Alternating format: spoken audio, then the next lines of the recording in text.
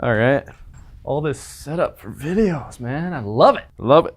I actually used to do videography, photography, director for a while. Hopefully this looks okay. It isn't one of my best sets, but anyways, here we go.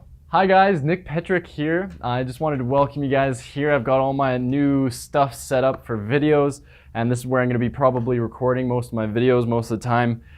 There's one big message that I wanted to share with you today, and that's the message of my father, actually. So my father came from a family that by no means well off in any way.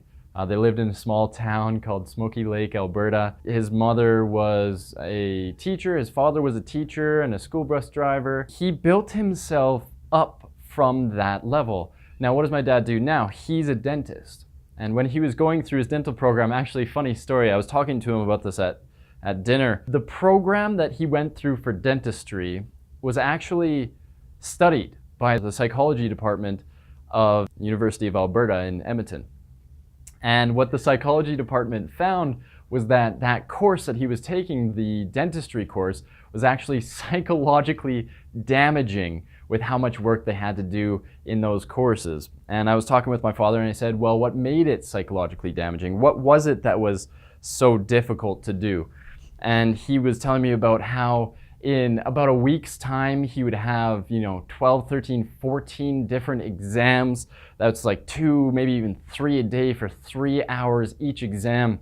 And so that's one of the reasons why the psychology department did a study on the dentistry course, was because they had this massive workload. And so they wanted to do a little quick project on that. The point is, my dad took himself from a lower income family just in a small town up to where he was able to afford and provide for our family.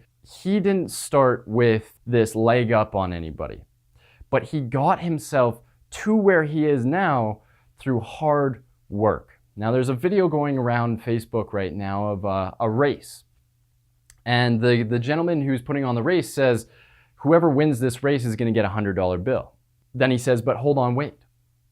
And he starts asking the crowd questions and saying, if you have had this in your life, please take a step forward. If you've had this in your life, please take a step forward. If you have that in your life, please take a step forward.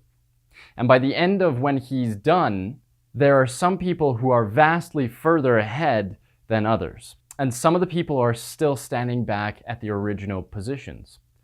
And what he prefaces it as is, every single one of you is running the same race, but not all of you are starting from the same position. Some of you have been privileged, have gotten to a point where by no fault of your own, you are ahead of other people.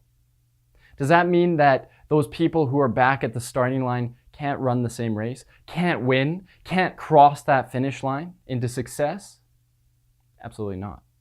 No matter where you are in your life, no matter where you started off, no matter where you feel like you've been placed in this world, there's always ways of you getting that success that you want. There are thousands of success stories of people who started out on the street or with a single mom who could barely afford to put food on the table even though she's working 3 jobs. It's not where you came from. It's how much effort you're willing to put into it in order to get where you want to go. Always work your hardest, because it's going to pay off in the long run. Thank you guys so much. I'll see you at the top.